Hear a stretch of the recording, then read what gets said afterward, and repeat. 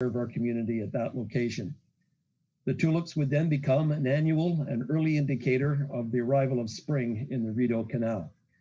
In addition, we would like to provide 4 rotary banners similar to the example shown, and I believe there's one coming up on screen. And these would be displayed at the lampposts at each of the corners of the same intersection, hopefully for the duration of the anniversary year. So there's a mock-up of what a proposed banner would look like.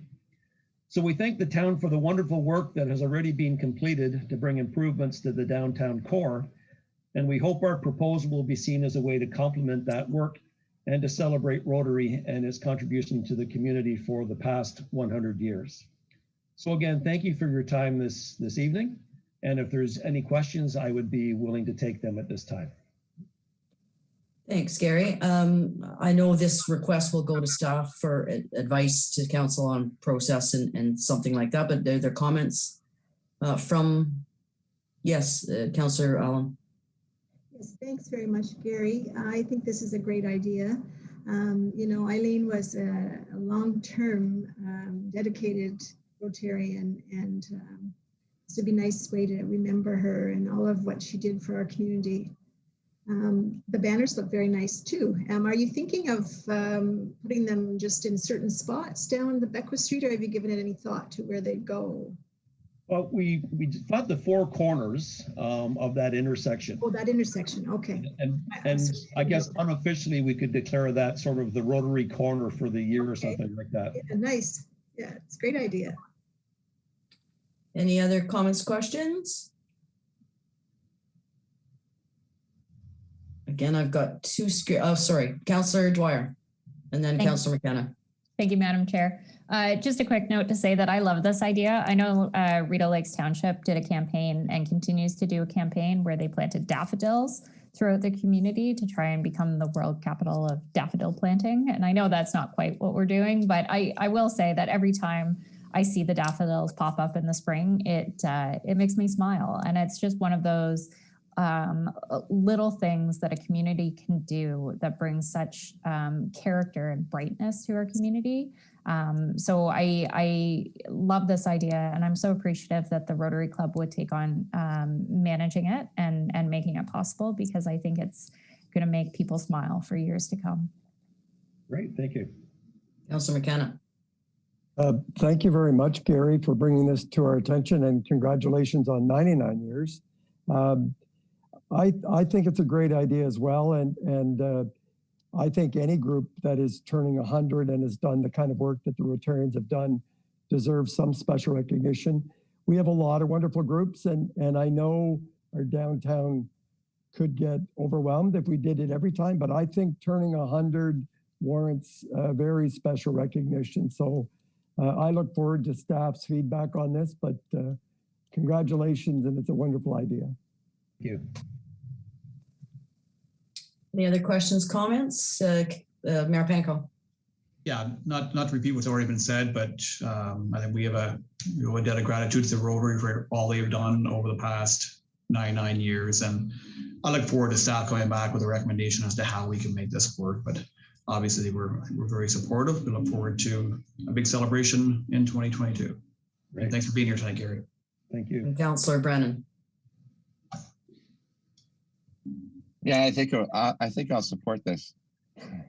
It's and thank you, President Gary, for your year of service, or 2 years, I guess now, and you've really, especially during these difficult times, kept us going. And I'll tell my colleagues that the Rotary Club meets weekly, and actually some of us meet bi-weekly or more than weekly, as we reinvent ourselves and as we pivot to try to bring in new members and to attract more people. I mean, I have a great roots with Rotary. My father was the president of Rotary in 1970, and at that time there were 90 members. That's 90, and now we're a little below 20, and I think we've got a plan to bring that number up. And I really appreciate the support of my colleagues here because it's really going to help. I'll give you an example of a project that we're working on is we've contacted Dr. Ian Lee from the Sprott Economics School in Carleton, and we're going to have a seminar with the chamber to talk about COVID and the effects of COVID on the economy, and I'll certainly invite council to participate in that. That'll probably be sometime in July, but that's the type of thing we're looking at. And you know, this project for next year, if that would, you know, if we can make that work, it's really going to help the club and in the future to maintain the support that we give to the community in the years to come. So thanks so much, you guys, for the support on this. Really appreciate it. Again, I think we've heard from everyone. I would also ask staff to make sure that they consult the DBA, who has traditionally put the banners up downtown.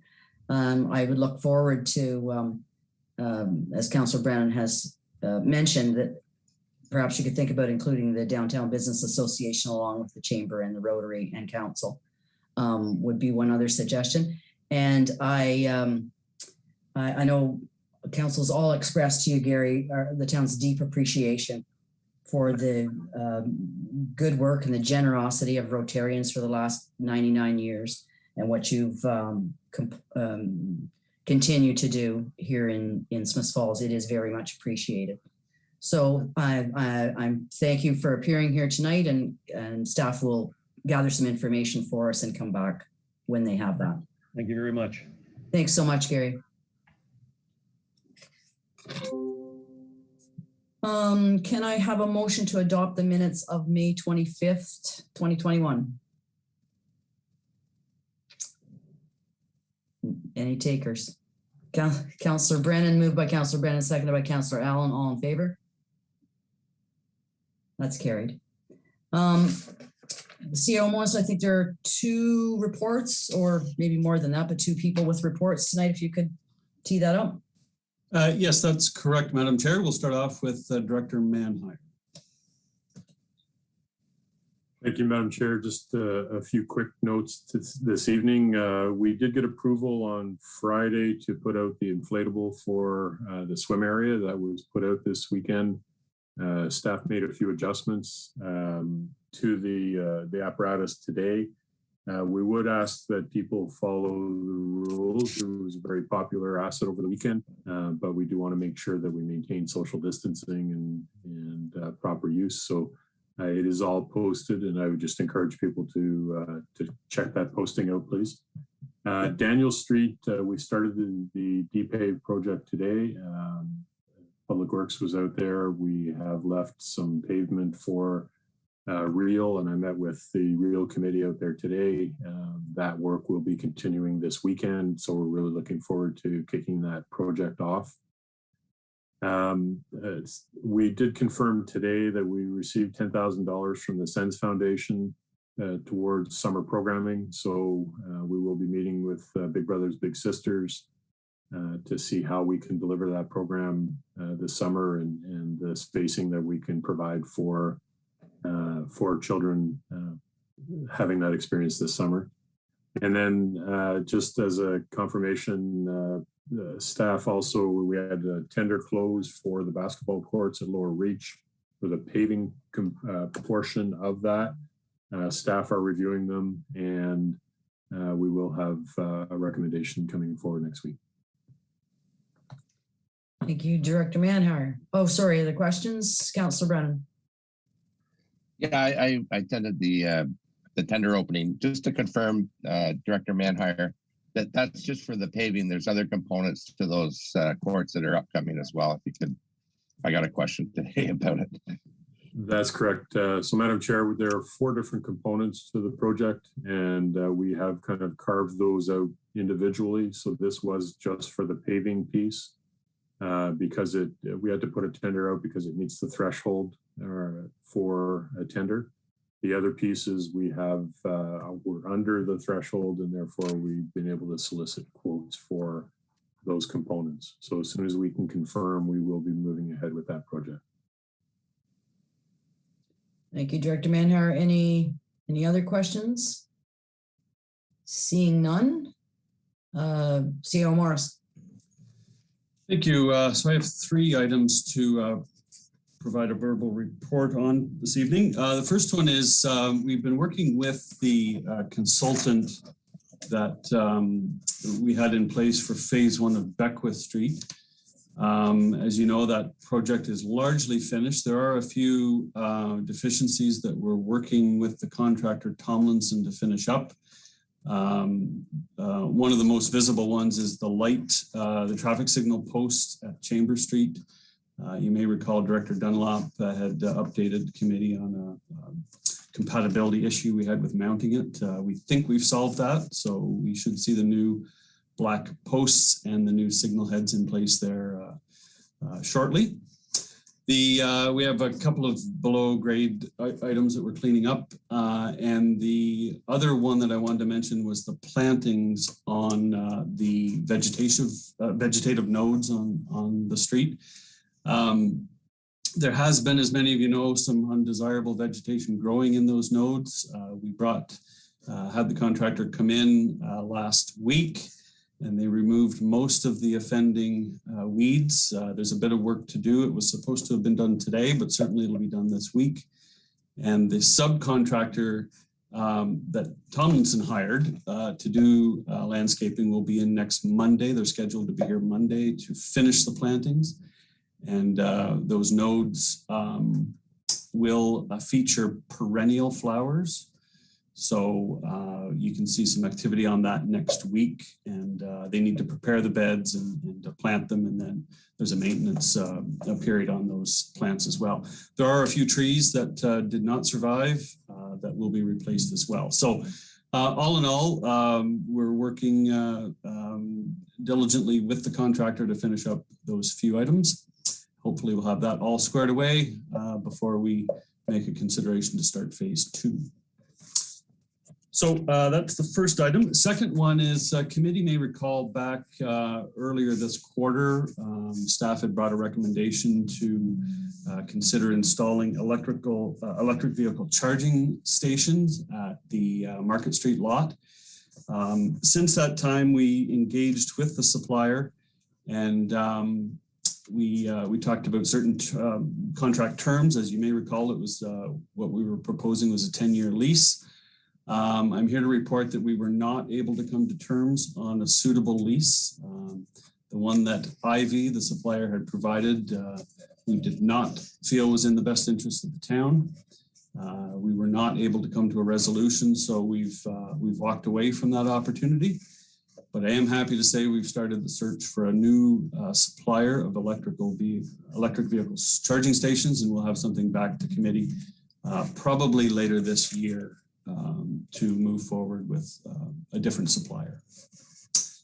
And the third thing, I'm quite delighted to announce that our operations supervisor within Public Works and Utilities, Jason Dalgleish, has been working in a very focused way on his certification as a roads supervisor.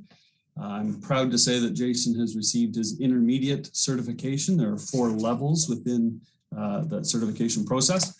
So he received his intermediate, and he's working on the next level, the 4th level. So he'll be working away on that, and I hope to be able to make that announcement probably later this year. He has a couple courses to take. It's not an easy certification to achieve, but we're very proud and delighted that Jason has done so. And we're really happy that, both he saw the merit in pursuing more education, and certainly as an employer, we support that with our employees. So congratulations to Jason. Thank you, Madam Chair. Are there any questions or comments for CEO Morris? Yes, Councillor Dwyer. Thank you, Madam Chair. Congratulations to that's no small accomplishment. So that's it's delightful to get updates like that about our staff and about their continued efforts to better themselves and the corporation. It's always fun to hear that. Mr. Morris, to go back to the issue of plantings downtown, Can you confirm if the scope of work for what's going to take place is going to include putting down some landscape cloth as well and mulch to better control the weeds?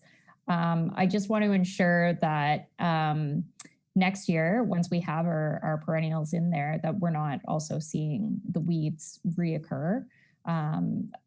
My sense from looking at the beds when Councillor McGuire and I were actually out enjoying the patio the other night was that it's not exactly supreme topsoil, and perhaps putting some landscape cloth down now before we plant the perennials might help us in the long run.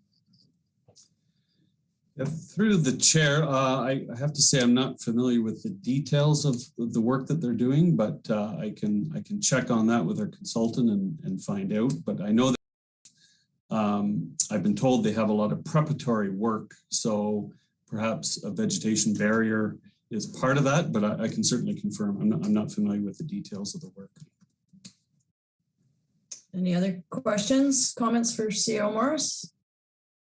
Seeing none, I do want to correct. I had said that all members of council were here, and that is true. But our student councillor Sarah Lagarde is with us again tonight, and this is, I think, I haven't seen Carter Hughes, which is our second student councillor. But I understand, Sarah, this is your second last meeting with council.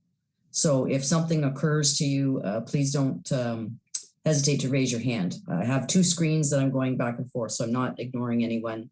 If you have comments, please put your hand up.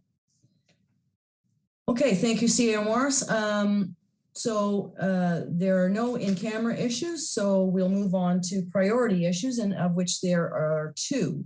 The first being the design elements of phase 3 of the town hall renovations, and we have Dan Wochuk and Jacob Kelly of B&G with us, and they have a presentation that they'll put up. And so, Dan, the floor is yours. Thank you, Madam Chair. I'll see if I can pull up my presentation. Can everybody see that? Yeah. Great. Honorable Mayor, councillors, town staff, and members of the public, we're very pleased to be here tonight to present our progress on phase 3 of Smith Falls Town Hall renovation. Jacob and I have been working on this project since the beginning of the development of the designs for the ECDEV Center. So we're very excited to see what we think is probably one of the more important aspects of this renovation project. It entails the renovation of the 1859 police station building, which has corporate service offices on the main level, and as you all well know, town council chambers on the second level. A quick agenda for the presentation tonight. We have a lot of material to get through, so I'll go as quickly as possible. I just wanted to review the progress to date on the project, the challenges we perceive moving forward, opportunities that we've found in our investigations and working with town staff, feedback that we received through an online survey that was put out to councillors and corporate services, sort of design principles that we hope to apply to this project, and some preliminary design options to sort of get the wheels moving in terms of thinking about what we want to see in the project. A project schedule, so we can track the next steps, and then the actual next steps of the project. So the progress to date for the project is that we've completed some consultations with corporate services on the main level to better understand what the needs are for that office space. We've began to complete some site investigations on site. So I'd like to thank the fire department for helping us out with the platform lift to get us into the attic space so we could review the structure. And we've also uncovered, Jacob and I have been crawling through the basement a few times now to measure the existing structure of the basement so we could better understand the performance of the building. We've used that information in turn to develop our existing condition drawings for the project, which we're still working on today, which you can see some of here. And we're using that information to develop schematic designs for the proposal of the design project. And we've, like I already mentioned, we've been working with council with some online surveys, and here tonight to present our progress to date on the project. So some of the challenges and the impetus for this project to begin with were the accessibility of the building, the condition of the building, and the infrastructure within the building itself. So as we see, the phase 3, like I mentioned, entails the renovation of this 1859 asset, which is a former police station. Accessibility is the forefront of sort of the drivers of the project. We really are pushing, or we will through this project, achieve universal accessibility in the building and an accessible entrance and access to the second floor council chambers, which is something that's been missing since the chambers were renovating. Certain aspects like the front stairs in front of the building will also be made accessible for an accessible approach to the lobby. And there are aspects of the existing council chambers that have been a burden in terms of accessibility. One example you can see here is this elevated horseshoe council chamber desk, which doesn't meet any AODA or OBC, Ontario Building Code, that is standards in terms of accessibility. We also intend to implement a universal washroom in this public area so that all members of the public and staff and council members will have access to a universal washroom. From a building, more of an architectural building performance standpoint, we are looking at sort of the insulation in the attic, which is something that I'll touch on in a moment. But we've uncovered that there's sort of openings in the envelope between the second floor space and the attic space, which we will rectify through this project. The windows on the building are in ill repair and need replacement. So it's something that we will also be exploring through this project. And in general, sort of the insulation and thermal performance of the building will be improved as well. I will say that the masonry on the building is in excellent shape. It's been restored more recently, and we see that maintenance has really proven to save this asset. From a building infrastructure standpoint, you can see a sort of photo that Jacob took in the basement here of a lot of redundant mechanical infrastructure, some of which may sort of have coatings of hazardous materials on it. But we hope to kind of remove as much redundant infrastructure as possible and clean up these spaces for the future. Sort of in keeping with what we've already done in previous phases of the project, different parts of the complex. We're also going to be looking at replacing low efficiency building systems with higher efficiency sustainable building infrastructure.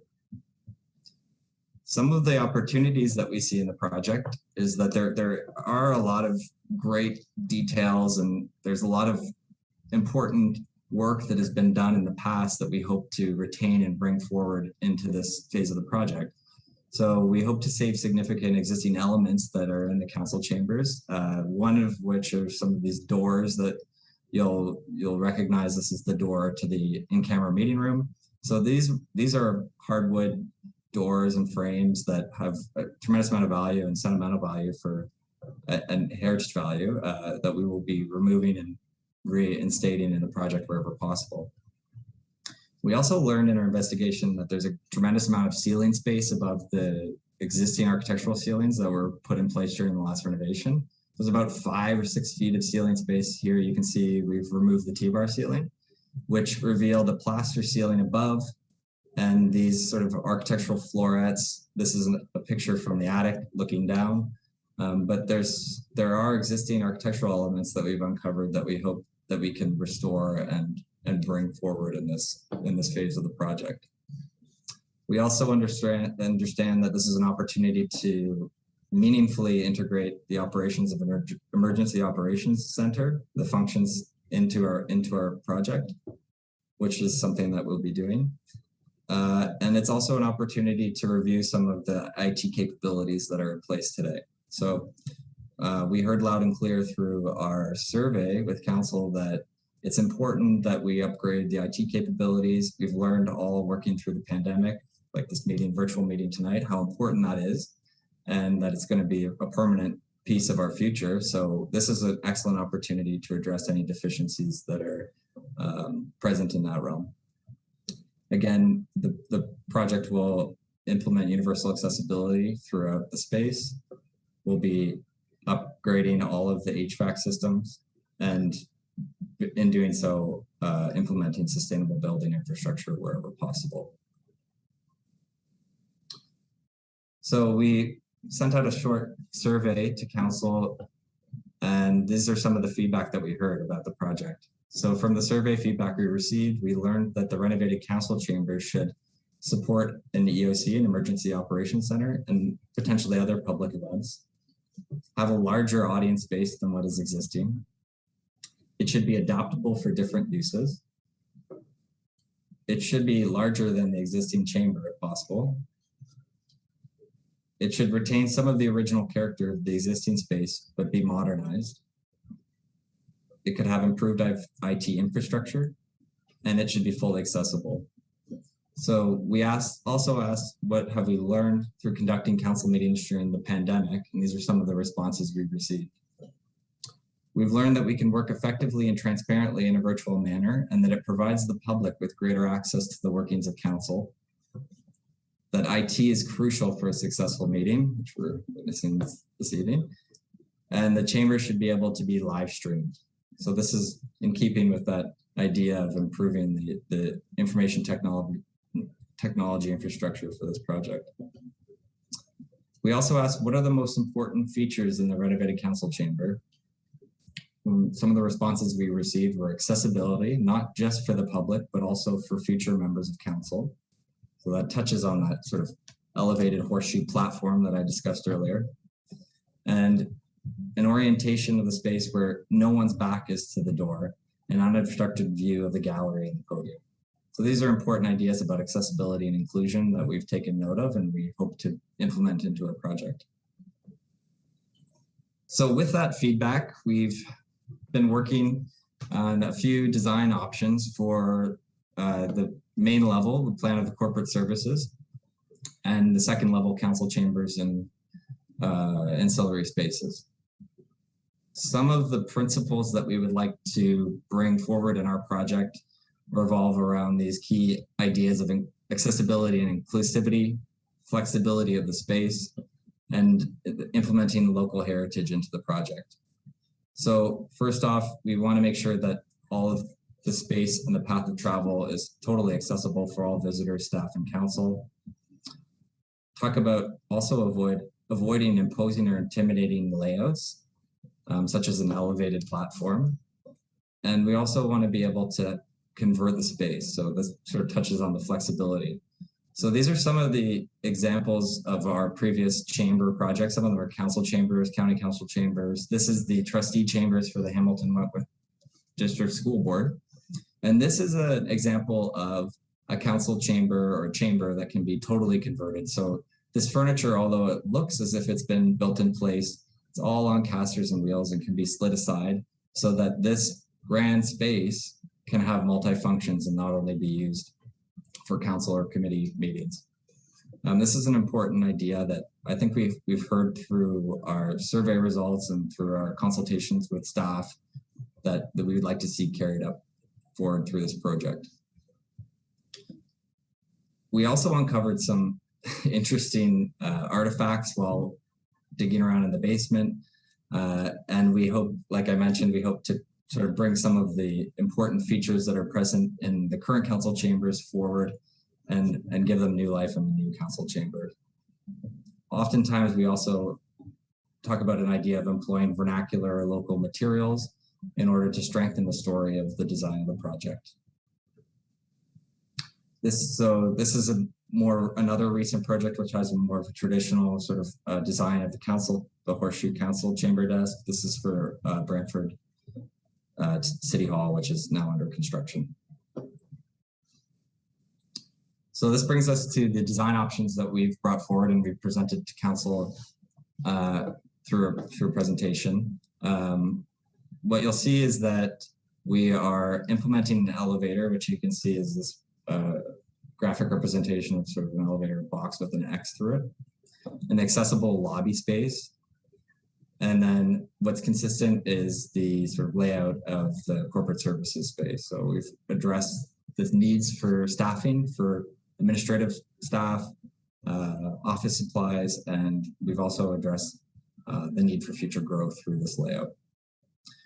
The major difference between the options that we're showing is on the second level would be the strategy of either sort of retaining and improving the existing council chamber and providing those elements that I've already discussed. So universal washroom, fully accessible universal washroom, a larger in-camera meeting room, which could be used as an emergency operations center, and an office, a touchdown space for councilors to meet or to work at town hall. So the difference between the two is predominantly on the second level, like I mentioned. So in this option, we would be dropping the horseshoe council chamber to the ground in order to provide accessibility from the in-camera room and from the chambers themselves. A second option we're showing shows a very similar layout of the corporate services offices, but an elevator on the opposite side of the plan, which facilitates a different shape of council chambers, slightly larger than what's existing with some storage. And what this does is just provide that larger space for the audience and some more flexibility and space for convertible furniture for council or for other purposes. On this plan, we also see a universal washroom, a different configuration for councilor's office, and an in-camera meeting room as well. So in this option, the council chamber itself would be used and proposed as a convertible space to an emergency operations center. And then finally, we have just a variant of the same plan. We're exploring with our sub-consultant team the possibilities of affecting the existing structure to improve the layout of some of the office spaces on the first floor with an improved location of an elevator. But this option is very much in the same spirit as option 2, just to demonstrate that we're trying to exploring these modifications to the existing building through our site visits. So in this option, again, we have a larger council chamber space with storage, an office, dedicated office for councilors, barrier-free washroom, and just a slightly different layout for an in-camera meeting room. So that sort of takes us to the end of the development of our plans. We are still working on this and we seek feedback from council this evening. But we are dedicated to finding the right solution to this problem.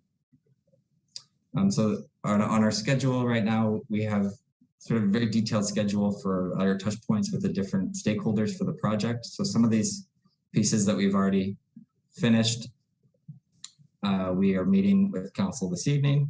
We intend to meet with the Municipal Heritage Committee to discuss elements like the exterior windows or any opportunity to reclaim heritage elements or the impact that we'll be having on the project.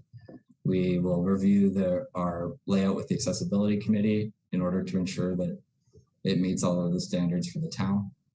We will also be reviewing the project with CBO and Fire to make sure that all of the parameters of the Ontario Building Code are met to the satisfaction of the town, and also that the proposed emergency operations center is going to suffice for purposes of fire. And later on, we will be moving on through the summer. We'll be proposing the development of the contract documents in preparation for fall tender, pending council approval, obviously. So the next steps that are important in order to move the project forward is the selection of a preferred design approach. We'll be developing that design in more detail with 3D visualizations and fly-throughs to help people better understand the materiality and the volume of the spaces. We'll be putting that important design information back to the community for their input. We'll continue our internal consultations with Fire, corporate services, and we will come back to review all of the project with council again once we've completed all these tasks. So that brings me to the end of my presentation this evening. Like I said, we're very honored and excited to be embarking on this third phase of this exciting project. And now I'd like to open the floor for discussion, questions, and comments. Thanks, Dan. Yes, I just would remind my colleagues that this is a very big deal to have the phase 3 going ahead. So I would just remind my colleagues to not take more than, say, 5 minutes with your first questions and or comments, and we'll go around the horseshoe and then come back to those who want to follow up. And certainly, Councillor Lagarde, I would hope that you have some thoughts on it as well. So Dave, can you take that down so that I can see my colleagues on the screen, please? Thank you. Okay, so comments, questions from council. We also need to pick an orientation, I would assume. That would be one of the 3 options that we've been presented with. And I see Councillor Dwyer's hand up first. Or was that from before? Okay. No, but I think Mayor Pankow had his hand up first, so we'll let him set the tone. Oh, okay. Mayor Pankow. Thank you. And thanks, Dan and Jacob, and thank you, Nikki. This is obviously a really exciting opportunity. This is a change that's going to, I guess, serve our community, our staff and councils for probably a generation or 2. So it as the chairperson has indicated, it's a huge decision. Now, I admit I have a lot of, I guess, affection for the current council chambers, for Councillor Allen and Brennan and I. We've been there for the last 11 years now. It's been a big part of our lives, and for everybody else, it's a very important place. And I look at it from a financial standpoint. I mean, I think if we're gutting and overhauling the entire space, it's probably a bigger cost than what would I say would be a refresh or refinement.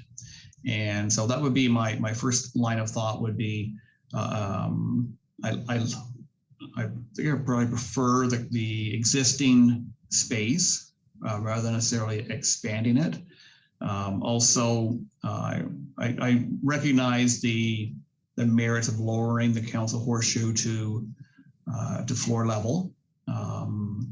And I'm agreeable to that, or even some accommodations to ensure that the council horseshoe could be accessible one way or the other. I know it's probably about I'm guessing a 16-inch rise or something to that effect. It could be accommodated through ramps, I would think. But even to lift the existing horseshoe, set it aside, bring it down on the floor I would wonder if that would be a possibility. I'm asking, I guess, Dan, is there more ceiling space above that could potentially alter the top of it? But I'm looking at that and thinking, I mean, obviously it was built decades ago. I don't know exactly. I'm guessing probably 70s or 80s, and a refresh and refinement is necessary, and obviously technology improvements. But I'm thinking that we may not need a complete overhaul. Having the accommodative space, if the elevator is a given, having office space or library space for members of council, I think is a given. Universal washroom, a given. The main floor, as you've outlined it, I think is great. I think it makes sense to retain most of the layout we have right now. One, I guess, question relating to the exterior, replacement of windows. So I guess question as to whether you would restore the windows on the 3rd floor, even though we may not be looking in at anything from a facade perspective. I think it makes sense to have windows there rather than that boarded up. And is there additional space above what is now the council lounge that would make sense to sort of open that up, and some of those architectural features you've referred to? So function is critically important. I think cost is also something we need to be very consciously aware of. I'm a little bit hesitant to, even though I have no resistance or reluctance to sharing space with the public as a potential destination. I think if it was a brand new, overhauled and beautiful council chambers that was flexible and available for community space, my only reluctance is that the fallout would be the impact on other community spaces in town that charities and not-for-profits rely on rentals to help support their needs. It would likely become very much a destination of choice for events. So those are my opening comments with a couple of questions, and I may circle back later with more. Thank you, Madam Chair. Dan, do you want to address any of those or wait till we get it all? No, I think I should go case by case. There's a lot of questions there. Yeah.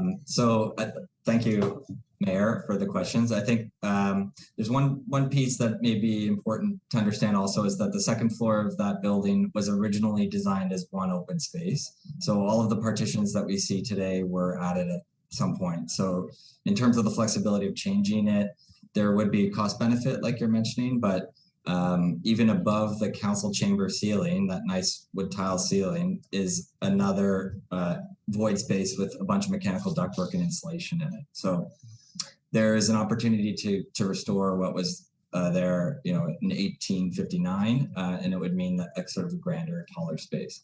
The question of having an elevated horseshoe desk, I think it's still possible, but we would have to drop it a little bit lower than what's there. The new standard as per the Ontario Building Code would mean that we would need like a 16-foot long ramp, which I don't think it's not very practical given the amount of space that is there. But similarly to what we are doing in the Brantford City Hall, we have just a slight elevation in order to still maintain that formality that I think you're describing. The windows themselves, we are definitely thinking about we will be replacing the plywood sections in the attic space.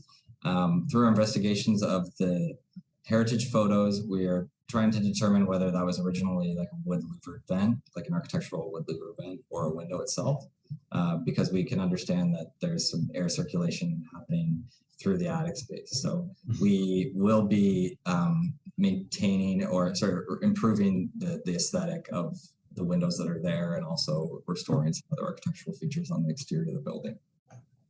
Okay. Thank you. Councillor Dwyer. Thank you, Madam Chair. I have my list and I will go fast, I promise. Thank you so much. I am so happy to hear you say that the construction on the second floor of this is not load bearing on the interior. That's wonderful. And it actually fits nicely into my comments, because I think fundamentally my goal in a renovation here is to A, make it accessible, but B, to get as much public gallery space as possible. And when I look at the plans for options 2 and 3, I wonder if it wouldn't be possible to forego the counselor's office, which we have had for many, many years. And I don't know that anybody has used it since Dennis Staples moved out of it as the mayor's office. Sorry, cat.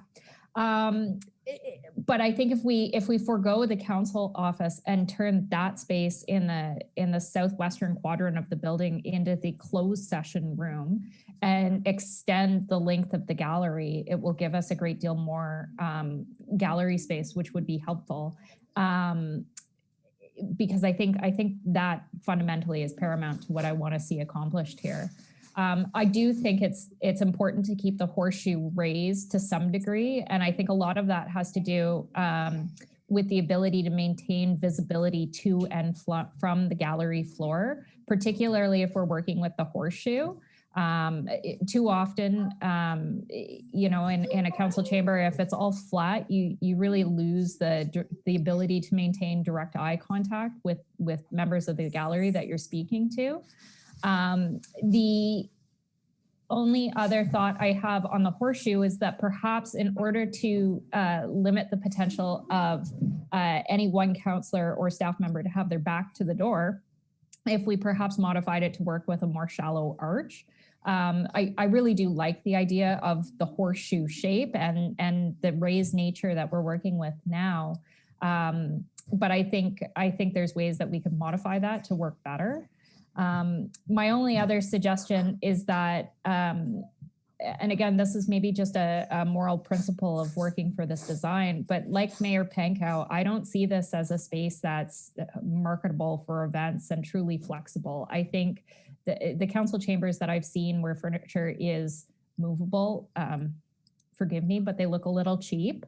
And they look like a council chambers was kind of an afterthought, whereas I think it's our purpose to create something that's stately and the seat of good government. And it's something that's going to be here for a long, long time. So I mean, I know staff would really like to see this space continue to be used as the EAC. I think we have other venues that are disaster proofed that could be used as an EAC. I don't see that as the binding principle for designing this space. The only other thing that I will note, Madam Chair, and this is my last comment, is that I noticed in all except option 1 design that there is no staff table. And I just wanted some clarity on what the concept was for allocating staff. Is it intended that they will be in the gallery? If that's the case, only further justification for more gallery space. Just some thoughts. Thank you. Dan? Thank you, Councillor Dwyer. Thank you for your comments. I think, yeah, if we were to make some of the modifications that you were describing, the council chambers could be quite a bit larger than they currently are. And I would say that the furniture layouts that are provided in these preliminary plans are only suggestive, and that we will kind of really meet all of the needs and the desired layout of the council chamber furniture for the finished product. Okay, thank you. Any other councillors, comments, questions? Councillor Allen.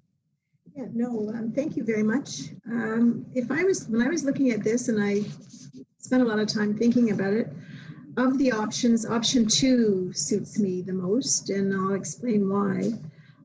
We've had a number over the last many years, we've had a number of meetings where we've had a large crowd of people with nowhere to sit, and they can't see, and it's noisy, and it just turned out to not be as beneficial a meeting as it should be. And given what we're noticing now virtually on the number of people that want to be participating or watching our meetings, I think having a larger council chamber makes a lot of sense. I also am happy that we're going to make it accessible with an elevator, and that we're going to have a universal washroom. Those are 2 important things. And I know that there were many people that spoke to me over the years saying that they wish they could come to a council meeting, but they couldn't do those stairs. And so that's, to me, a very important thing. The other thing is I sit on the Municipal Heritage Committee, and we've been dealing with the Post Tower and refurbishing it and trying to bring it back to its former glory. And if we could match the windows, those beautiful windows on the 3rd story, if we could make them the way they were in their original way, that would be wonderful. And the other thing that's exciting for me is that pendulum that you found, that oval feature up above. It would be incredible to open that horrible stucco ceiling and then have actual light coming into the chamber. And it would just make that room, in my view, pretty amazing. For me, and it's not just that because I've been there for 11 years and I love the horseshoe, I think it's got a sense of history to the room. And I know that there are, you'll say there's backs to people, but it just to me seems like something that so many people have sat there and so many important discussions have happened. I would really love us to keep the original one. And I like the fact that you mentioned you're going to keep the doors, and you're going to make, I would even go so far as to say I'd like to keep any of those heritage elements of wood that are there, even the wood floor. Like, I don't know what's under our horrible carpet, but I'm guessing that there might be some wonderful wood. And I think those are my comments for now, but thank you very much. Thank you, Councillor. And Councillor Brennan. Thanks very much. And you guys have done a great job here to present a lot of options. So, and I actually pretty much agree with my colleagues, but you're ticking the boxes: IT capability, accessibility, and you're talking about retaining some of the historical features, i.e., the doors. And I think for me, another point that I really agree with is increasing the capacity of that space for the public. And it's true, like there's been times when there's been 2 people in the audience, and then there's times when we can't fit them all in. Depends on what's going on. So I think that having that flexibility there would be would be important. I don't necessarily think that it should be a public space that can be used for other purposes other than municipal meeting purposes. And you know what? You know, I agree with the mayor. I mean, we have other options there. And I'm really happy that you've talked to staff about the bottom floor, because I've always felt so badly that the staff is on top of each other and they're sitting in the middle of a room with a desk. It's just, you know, kind of ridiculous. And so I'm really excited for that part of it. But I agree with Councillor Dwyer as well on the councillor office. I didn't even know I had an office. So I don't know that we need that. And you know, I think the in-camera room is we call it, I don't know what we call it now. It's the lounge or something. And it's and there's a little, you know, bathroom that, you know, it's like in someone's basement that is there now. So it's all going to be good. An upgraded bathroom for, you know, everyone to use, more public space. In terms of the horseshoe, I like the format of having a horseshoe. And you know, the mayor and Councillor McKenna will attest that county council chambers are not set up sort of the same way. And actually staff sit way off to the side, and then it's all on the same level, which works, you know, I think that works, but I think at a little elevation is nice just for the aesthetics of it and the formality, as you said. But I look forward to listening to everybody else, but those are my thoughts on it. And this has been a long time coming, and I'm so happy that we're working on it. So I think you've been doing great work. Yeah. Thank you. Thanks, Councillor Brennan. Councillors McKenna or Maguire? Councillor McKenna. Thank you, Madam Chair, and thanks for the work on this. Knowing that we're required by law to make it accessible and follow the code, some of our preferences may have to be set aside because of that, and that will be fine. Could you describe, when I walk in what we call the lobby, will I be able to look, if I start on the ground floor with my comments and work my way up, there's two things on the ground floor. One is, what will I envision when I walk through that front door? I'll see stairs always on my left, which is fine, I think. And an elevator either on the left or the right. But it looks like I have to go to get to the elevator. I'll access it from the lobby. Is that correct? No matter whether it's on the left or the right. Yeah, so that is correct. And what we're trying to do is create a separate lobby that still has access to corporate services, but feels like a very different space. We intend to use that lobby to present some of these artifacts that we've found, or pieces of the council chambers that we can reuse. But what you'll see is an elevator door with buttons to operate the elevator, and then a stair in different configurations. So the stair that wraps around the elevator is similar to what you see there today, but it would be improved to meet current codes. And the other stair that we're showing is a wider stair that's sort of more open in an effort to kind of connect the levels a little bit more. Thank you. And if I could, Madam Chair, on the ground floor again, is there a place where staff will actually be able to make a coffee or grab a sandwich out of a little fridge? Or yeah. So there's provisions for a kitchenette on the ground floor as well. Okay, thank you. And then moving up to the council level floor. One of the reasons I think I would like a place where I could take a member of the public. I usually when I meet with somebody, I take them to a restaurant, or there's nothing wrong with that, or coffee shop, but it's not always, the nature of the meeting might be more private or confidential. I would appreciate an area where I could, and one of the reasons I don't use it is it's always locked and I don't have a key. And I don't think it's designed or promoted that way.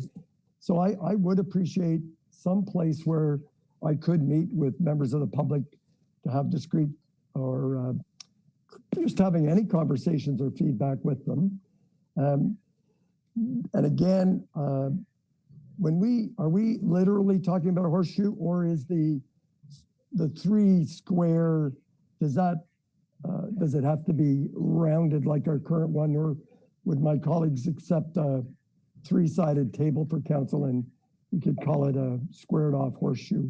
Or we're literally talking it has to be the shape of a horseshoe?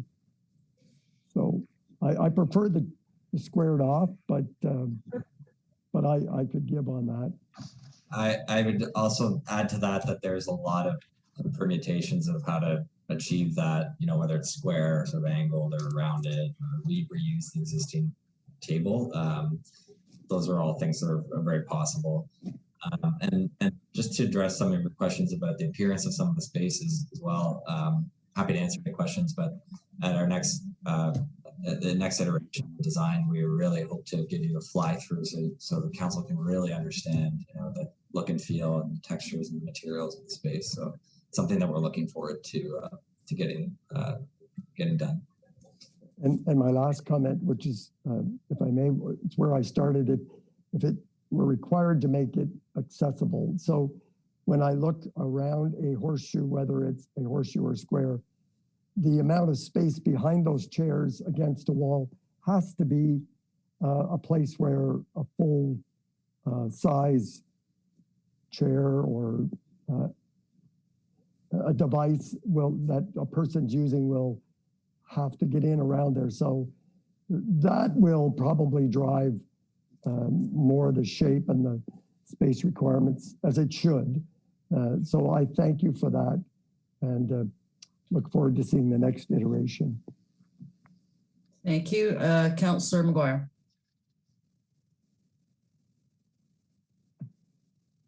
You're muted. Yeah. Thanks, Madam Chair. And thank you, guys. This is, really appreciate the attention to detail and especially including the consultation with the MHC and the Accessibility Committee as part of the timeline. So it's, everything you put together tonight is really thoughtful and that's appreciated. So I'm going to start on the first floor, like Councillor McKenna. One thing I was wondering, I really like the open office space. I'm wondering if that's kind of like a cubicle cluster or if that's more of a meeting space. And if that's going to be available for committee meetings or public stuff, or if it's more going to be portioned off employee by employee. Just because we don't have great meeting space. A lot of our committee meetings happen in the council chambers, and as Councillor Dwyer said first, that it's just not a great space for it, and it's either designed like an afterthought for council, or it's designed, you've got a good space for committee rooms. I think also on the first floor, having that lobby is great, and just depending how that door opens into the office space, I don't want people to be kind of on display the way they are from the service counter at the phase 2 renovations. I think it's uncomfortable for everybody when you're trying to eat lunch and people are coming up to the service counter and they can see that. So just some visual dividers I think would be great. Moving up to the second floor, I really like the councillor office for all the reasons Councillor McKenna brought up. I think it's not always ideal, especially with people with hearing issues meeting in a coffee shop. It's not always the great environment. The reason why I don't use that space now is it's not accessible. But I think with the elevator, if we could have it the way it was before we changed the doors, where we could get a key and just, you know, you can get access to that one room up there, that would be really great. I'm interested in the horseshoe idea. I really like the Brantford design that you put up, and I agree with my colleagues about the elevation and the horseshoe shape. I find the curved shapes easier to see other people's faces. I know it's never going to be as nice as it is right now, where I can see everybody, but I find when you're in that middle seat, it's really hard to see the people beside you, and reading the room is an important part of it. So I like the angle. I'm wondering, we don't have seats for our student counselors, and I'm concerned with the number of chairs at the table in the in-camera meeting room as well, just to make sure that, you know, we can all fit in there comfortably, because it's often a reoccurring thing we've got right now. I really like the idea of, you know, expanding that space. I think even counting the chairs we've got right now, it would be tight some of those nights that we have a contentious issue on the floor. I like option 2. But one thing about it, I'd really like to see some symmetry between the two parts of the in-camera meeting room that come out into the council chamber. So that's part of the architectural head of the meeting room kind of thing. So it's even, where I think now it just looks a little bit off. And I want to make sure that right now we've got where the washroom's going, or that corner is the IT room. So just to make sure that we're going to be able to do all that remotely from another room, and that there won't be a mad dash for whoever's in there to try to get up if there's an issue. And there's no press table in either of these designs, but I think is really important. It's usually all those chairs are full, and I think it's really important to have a desk for the press so that they can take great notes and keep giving us great reporting. So just taking another look at my list here. Yeah, that's everything. I guess I was kind of hoping that when you got up into the attic, you were going to find big vaulted ceilings that we could open up, but the details are a great find. So thank you very much. Thank you, Can I Councilor. address some of that, Dan? Yeah, sure. So on the first level, the office space is dedicated to corporate services. We have enclosed offices on the perimeter that are assigned for current staff and future growth. And then the center space offers an opportunity for more flexible space like you've suggested. So it could be either systems workstations or a meeting space. I'm not sure what the flexibility is in terms of the use of that space, but that would be more of an operational challenge for the town. On the second level, I appreciate your comments about the symmetry and the furniture layouts. Certainly that layout that you're referring to that we have designed for Brantford is a shallower horseshoe, which I think a few councillors have mentioned tonight as maybe being a preferable idea, where if possible, we could implement that and you would avoid having your sort of back to certain members of the public or other councillors in the audience. So I think the question that you had about the IT being segregated or separate from the council chamber is certainly common. We would try to put it in a place that's close by for access, but certainly common to have that housed in a separate room, not sort of right behind the council chamber desk is where it is today. So it's something that we intend to implement, and you have some great suggestions about the furniture layout and implementing desks for different members of the public and media, and something that will definitely be implemented into our plans moving forward. Thanks, Dan. Before I go around the horseshoe again, I see Councillor Dwyer's hand is up and she was first. I'm just going to make a few comments of my own, Dan. Again, as the current council chamber is too tight. It's almost too tight for the council, never mind for the public that attends. So I would lean to options 2 or 3, whichever works out right, that orientation. I had started out thinking we didn't need the councillor's office when I first considered it, but I'm thinking about 25 years into the future. If this renovation is going to last that long, that we have to anticipate what may be needed 25 years in the future. So I think we should maintain, I don't know how big it has to be, but if there was a meeting between 4 people in that councillor office, I think that should be something that we provide for. Also with regard to wiring, it's a dog's breakfast in there, I know, and it'll have to be completely redone. And I didn't see, although I'm sure it's part of it, that there be some provision for security too. So because not maybe currently now, but into the future, that is going to be necessary. I would say that a lot of our problems that we currently encounter is because we don't have appropriate furniture. We can't get half as many people in there as we'd like to because the furniture is not appropriate. The chairs are not appropriate. Maybe benches would be better. I'm not sure as to be able to put more people in there. I'll stop there, and you've got a flavor for, and it appears that the configuration, the consensus for configuration is to turn it a different way. So I'll go back to Councillor Dwyer if there are any follow-ups. Thank you, Madam Chair. I think Mayor Panko has his name or hand raised as well, just for the record. Oh, But I'll go first this time, Mayor Pankow. So I neglected to comment on the first floor. But Dan, can you tell me whether or not at this point we're considering any sort of more modern office configurations that would accommodate better for flex usage? I mean, coming out of the pandemic, I think we've seen how well people can work remotely from home. We have administrative staff within the building that rotate out on inspections during the day. They don't necessarily spend a great deal of time in the office. And I'm just thinking that there might be a better use for the space than having sequestered offices. So that's my first question. My second point is, like Councillor Alfred, perhaps I'm having a change of mind on the necessity of a council office space. But I get the importance of having that neutral space for council to meet independently with each other or with members of the public or even our committees.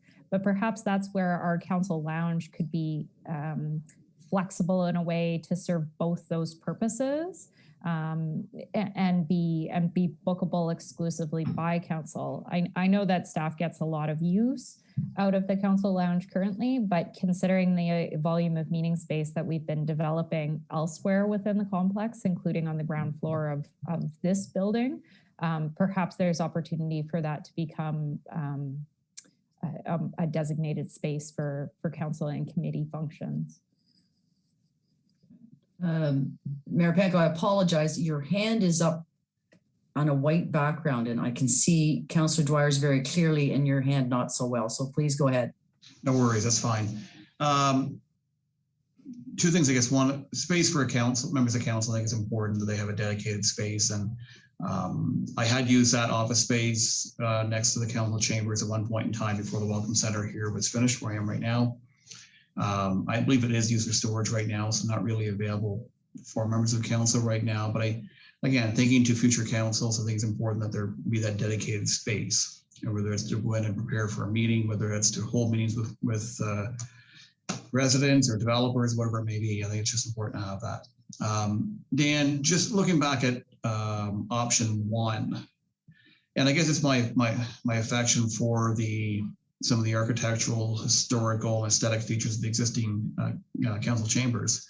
Considering the walls are all partition walls, easily movable or removed, would there be a possibility of simply expanding the council chambers? So moving that inside wall west, or I guess north, to accommodate a wider council chamber, which would then enable a larger gallery, probably a broader horseshoe, more of a semicircle. I guess we have more space to work with without actually having to change the whole orientation of that second floor.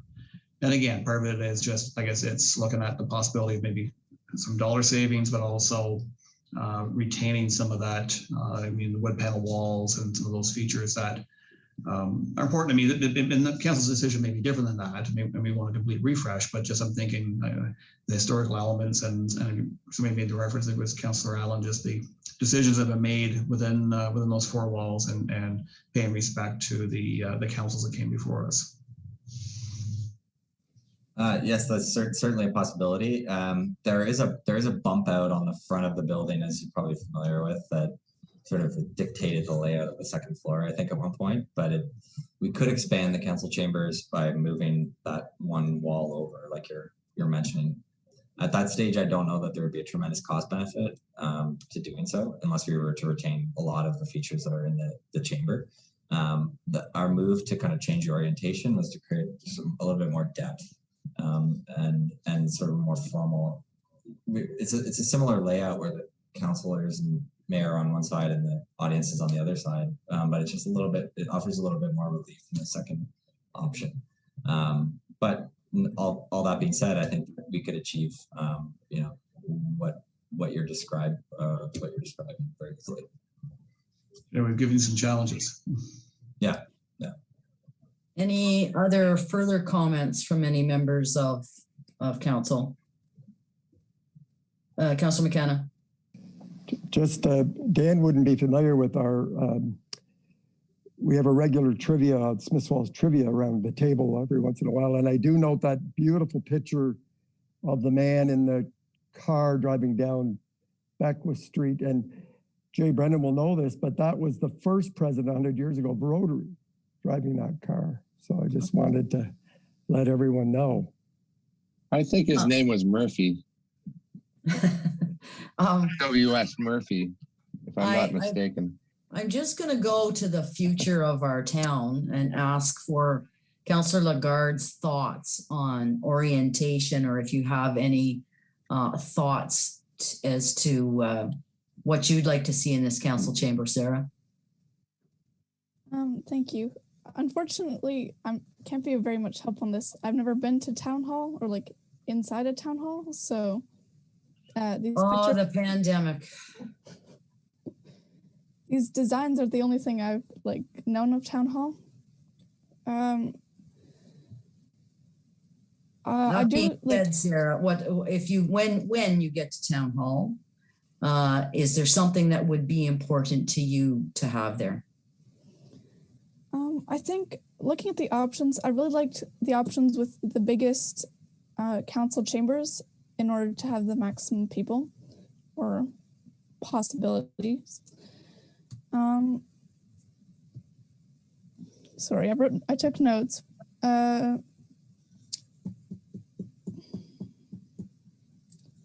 I don't have very many ideas regarding this. That's okay. It's going to come back to council, and you can always reach out to any of us because this project isn't solid yet. So when and if you have some things that you think would be valuable that we should listen to or should be aware of for someone like your age, we welcome you reaching out to us or staff.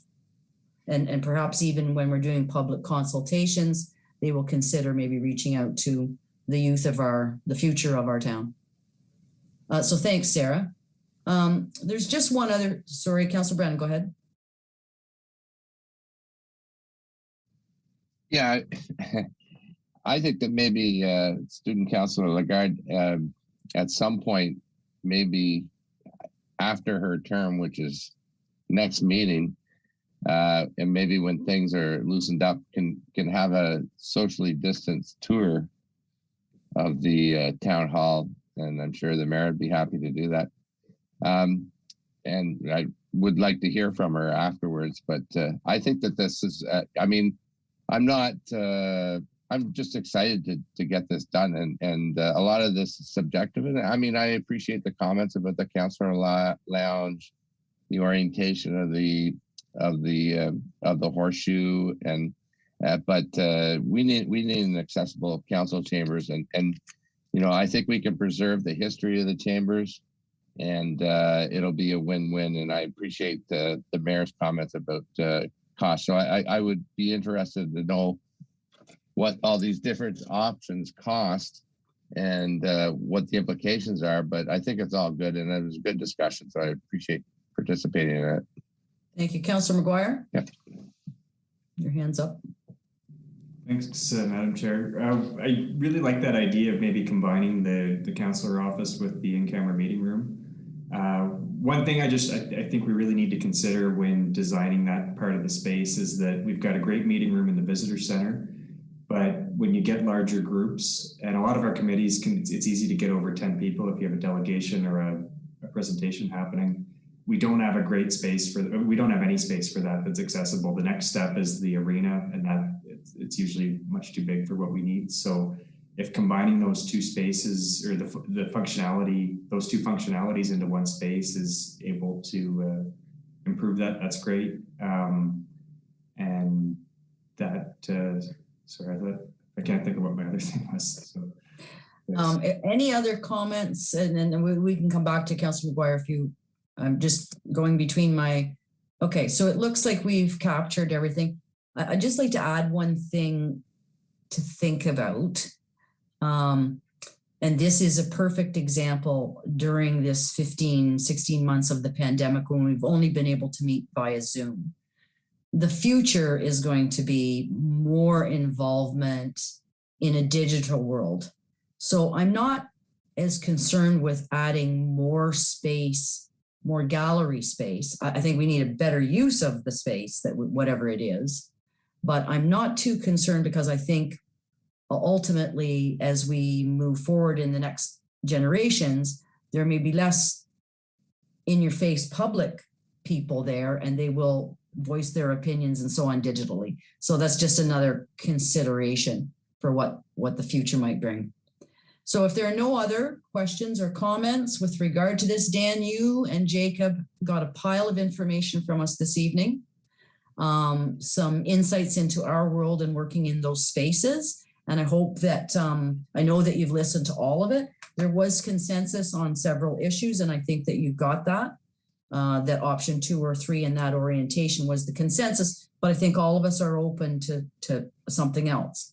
We're just not open to having the same as what we've had. So we'll look forward to your next appearance here with council.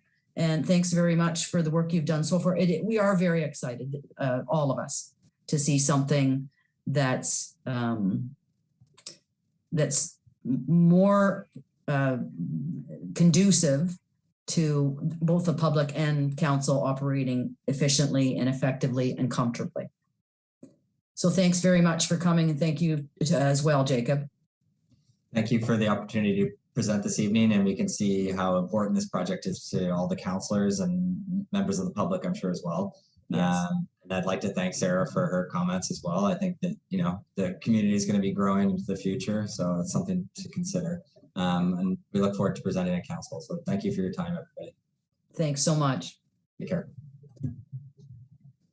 Okay, good discussion, everybody. Okay, so that we'll be seeing Dan and Jacob again.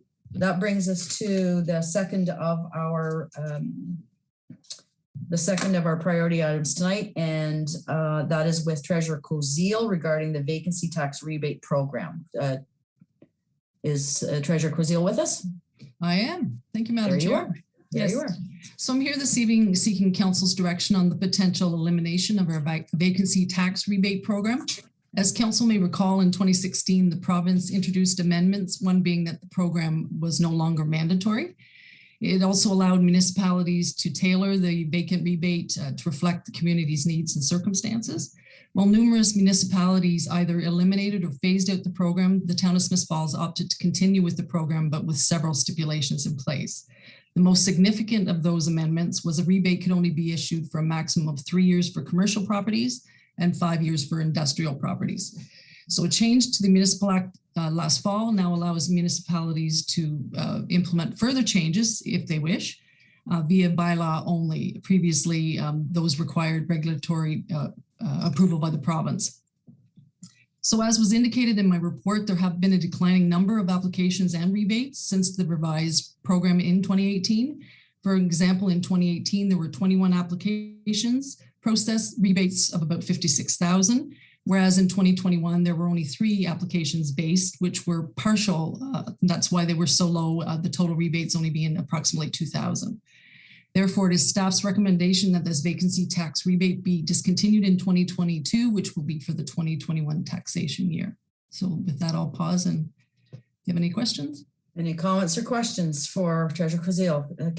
Councillor McGuire. Thanks, Madam Chair. This is a great follow-up to a previous conversation. So excited to see it move away.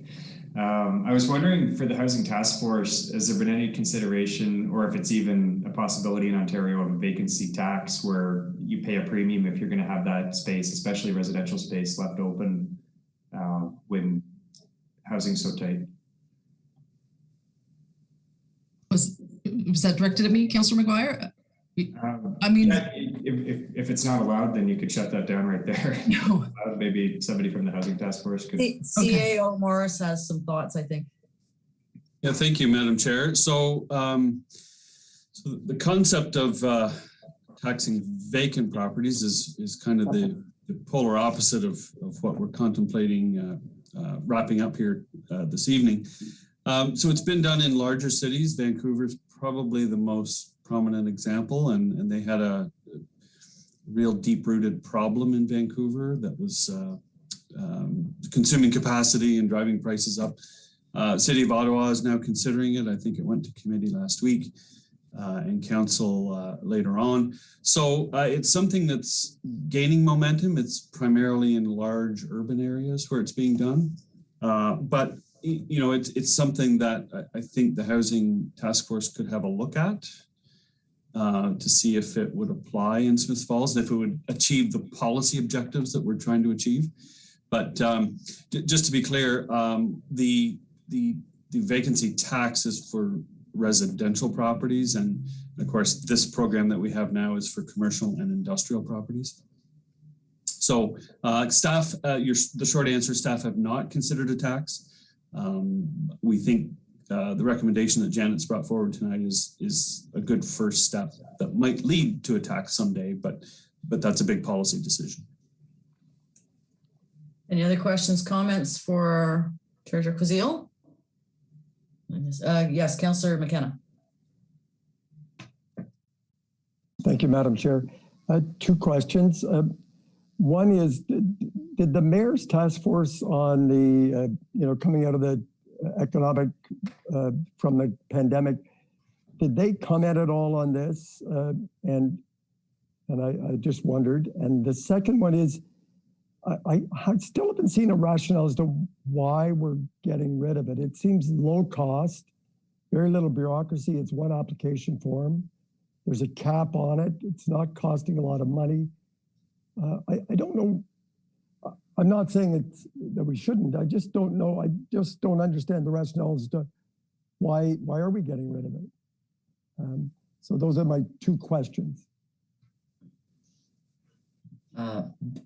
Sorry, Mayor Panko, did you want to answer that? Well, thank you. Sure. I can answer the first question that, well, the Task Force on Economic Recovery didn't contemplate vacancy rebates for commercial properties. We did discuss the possibilities of tax breaks for occupied commercial properties by businesses that were going through some challenges. And so to answer your question, Councillor McKenna, no, I guess not directly. When it comes to, I guess, this vacancy rebate process, my only hesitancy today, and it may not be accurate based on what we're seeing with applications and dollar amounts, but we're still in a pandemic, and we have a number of commercial properties that have not been rented, that are currently sitting vacant, that is a challenge opening a business in a pandemic, and it may be so for the next foreseeable future, maybe for the next year or so. And for property owners who are trying to find a new commercial tenant, there's probably maybe the opportunity to get some relief might be important to try and help them keep that business, that building available for somebody. So my only thought tonight would be that we pause this or potentially put it off for a year or so, just to see how things roll forward. But I know my comments are not supported based on are not supported by the number of applications and the dollar amounts that we have that resulted from that. But we may not be seeing all the potential impact. And I think if we can provide a little bit of relief, maybe for the next year or so, there might be some merit in that. You had your hand up additionally, Mayor Panko, before you were answering Mr. McKenna's. Did you get all your comments in? Yeah, that was my comment that I just made. Okay. Yes. Thank you.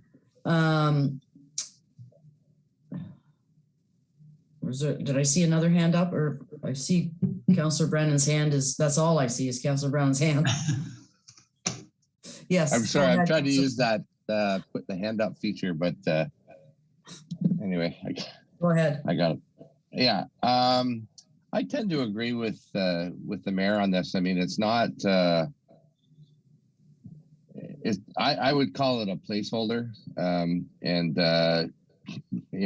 kind of surprised at the number of applications. Like in 2015, there was 24, and then the pandemic hit, and there was 6, and then there was 3. So I don't think I think for a year, I'm happy to put a pause on it. It's not for principle's sake. We're not done. We're not through this yet. So Councilor hopefully McGuire. we are, but. Councilor Madam McGuire. Chair. I support the recommendation of the report. I think it's well thought out, it's well put together, it's in line with what other municipalities are doing. And I think, although well-intended, the idea of extending this for COVID doesn't really look at the whole picture. I think it's going to be like the CIP program where it sounds great here, but is it going to be used in practice? I don't think so. A lot of the building owners that would take advantage of this are landlords, and the business owner that's in the space, the small business owner, is the one that needs the relief. I think with the real estate market as hot as it is right now, if there is a landlord that isn't working, I think it's time to put that property up for sale and get somebody in there that can bring that building to its full potential. I don't think giving an incentive to have vacant space at this time is going to be good for our downtown or any other part of town.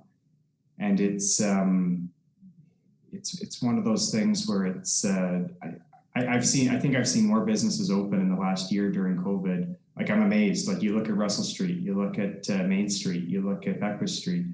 I don't see the need for this that some of my fellow councillors are seeing. I'm going to take a moment because I agree with Councilor McGuire. When this was enacted, it was a whole different Smiths Falls. I think the numbers speak for themselves in terms of the declining applications. I mean, if you want to leave it on the books for as a placeholder, there's nothing to say that something, that things could occur for which we would then be committed. And I'm not entirely sure that the next councillor or this one would have had a chance to deal with whatever results of the pandemic are. We have had more small business starts in the downtown core than we've seen in a number of years. And so no, I'm gonna support this recommendation. If something happens down the road, as we did during the pandemic, where we have to access SBAC funds or something of that nature to help out, but not this. Our economy is booming, and the people who would have benefited for this, it's in a way, it's an incentive for them to get new, either to consider selling or to get new tenants and work hard to do so. Are there any other comments with regard to this?